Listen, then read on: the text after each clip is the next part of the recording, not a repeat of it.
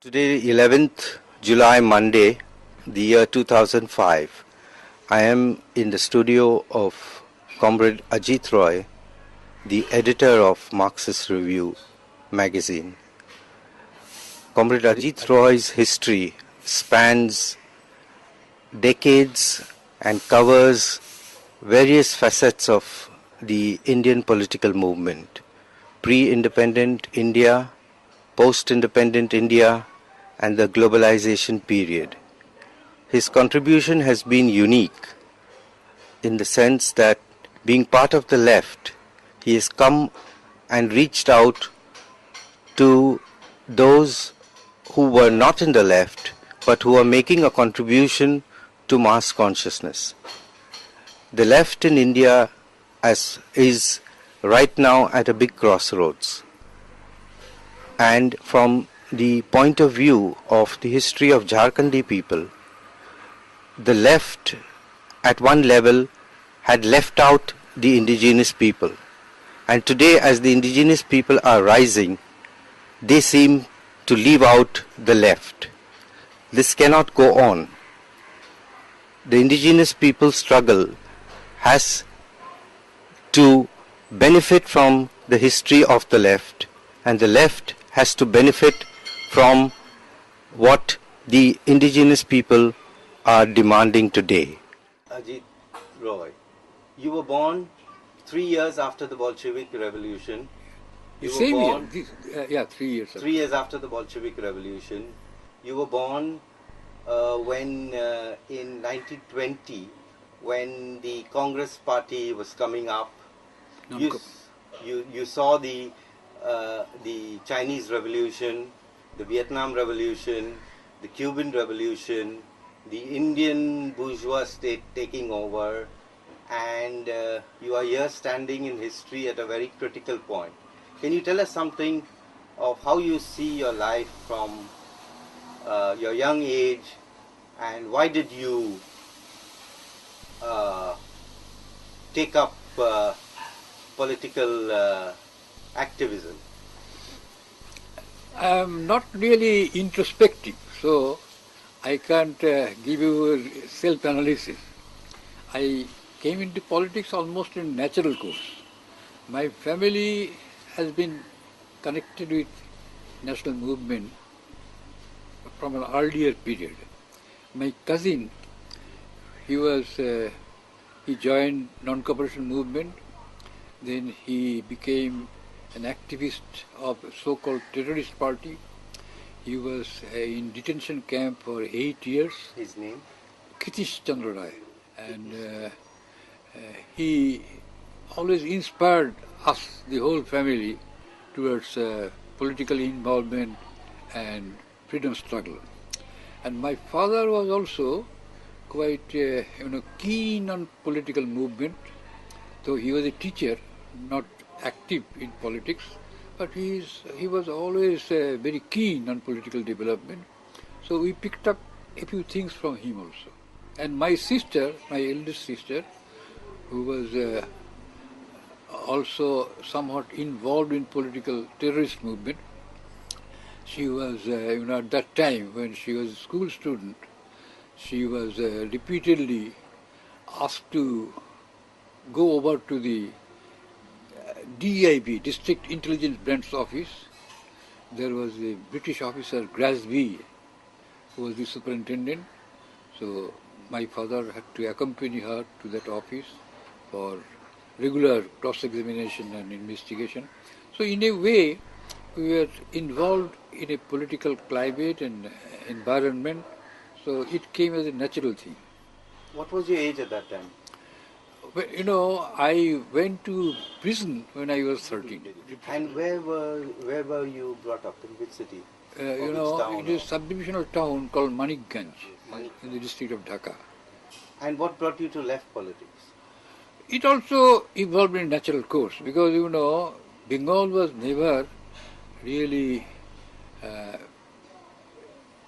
fond of Congress politics. It was either the old terrorist movement, and when about 10,000 young men were picked up for preventive detention in various detention camps, Deuli, Hisli, Bahrampur. They became, impregnated with Marxist movement and theory. So many of them returned from the jail convinced Marxist.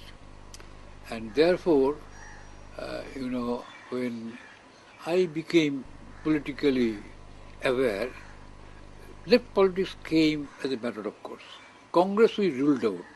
The bourgeois Congress and non-violence is not really going to deliver anything. So we always looked for alternative paths and terrorism and through terrorism to communism. Could you tell us something more about the or terrorism as a political strategy? Because today we are faced with situations where terrorism is considered the most targeted force today around the world. Without giving the reference of today, but if you could tell us the history of the terrorist movement of that time. You see, Bengal was the cradle of so-called terrorist movement from 1905 onwards. At that time, Sri Aurobindo was the first initiator of this violent creed. He was arrested and imprisoned for a long period. And since then, various small groups became involved in terrorist activities. So it was a sort of mass proliferation of terrorist groups in different districts and all over. And one of them was a major one called Anushilon Samiti, a large one, and which later turned into the RSP in 30s, middle 30s, late 30s.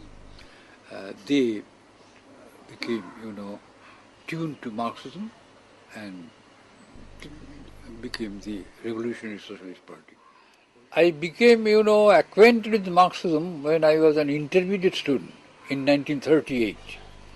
And I borrowed from the college library a big volume titled Handbook of Marxism, edited by Emil Barnes. It was about 1,000-page volume. It began with Communist Manifesto and ended with the program of the Communist International.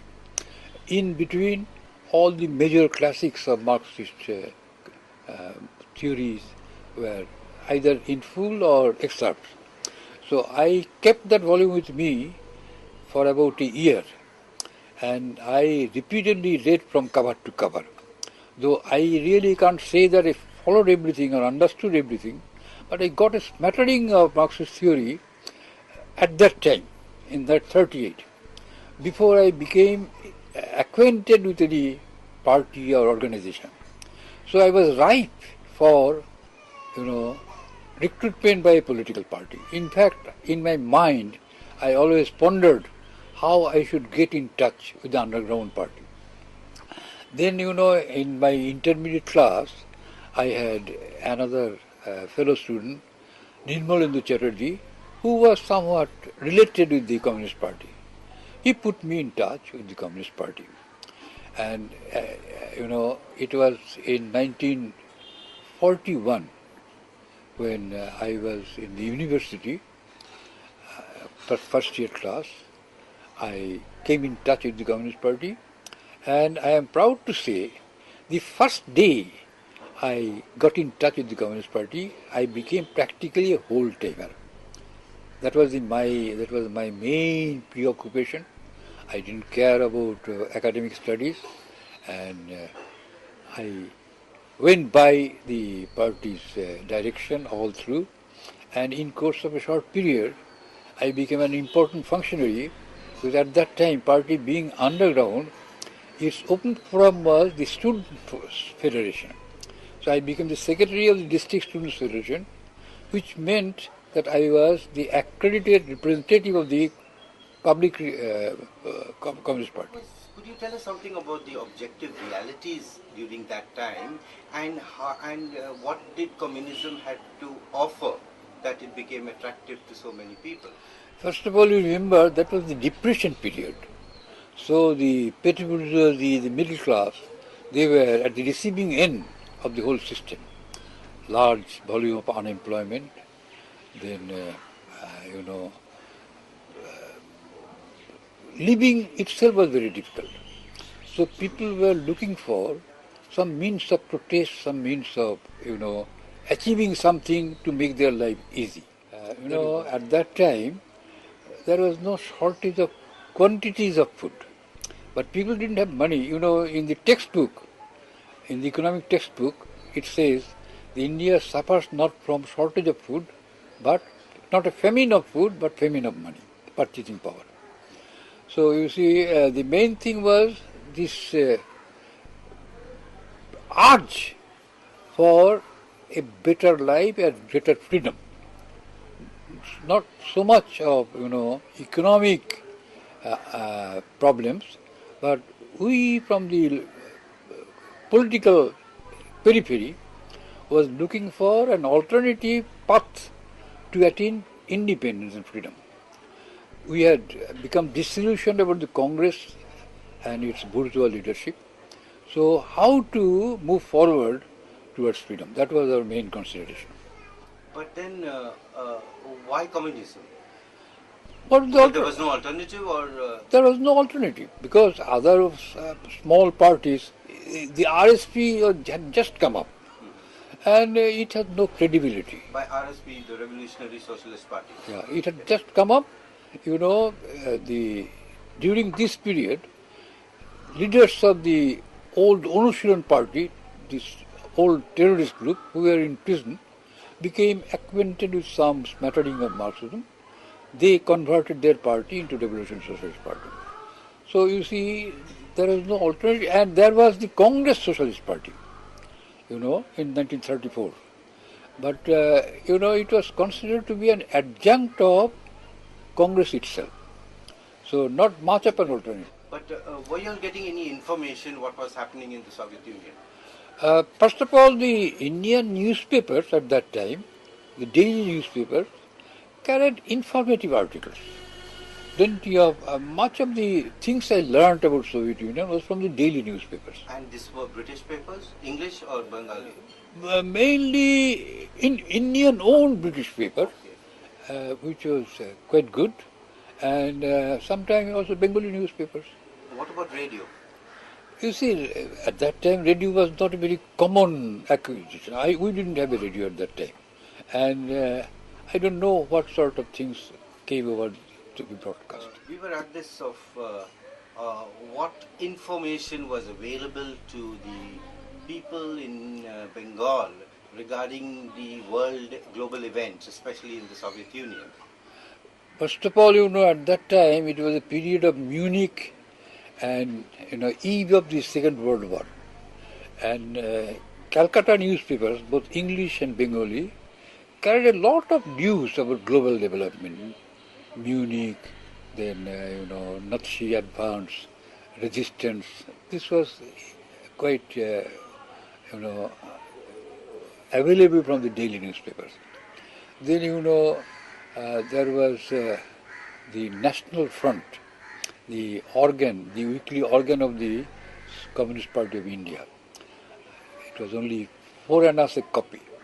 So from my pocket money, I saved, it was quite a lot for me, monthly 1 rupee, but I saved that to subscribe to the National Front. So I got both theory and information from that paper. Then I borrowed books from library. I was always more or less an avid reader. So I was quite abreast with the development. So you all were getting, in that sense that you all had fairly good information on how the communism was faring in the Soviet Union. No, I won't say that. I won't say that because we didn't get the negative side at all. Mm-hmm. What we got was sort of a, sort of... the power of the working class. Not that. How the people were improving their standard of living and, they were free from oppression of the landlords and capitalists. So all these major items, not in details. And that was enough for us.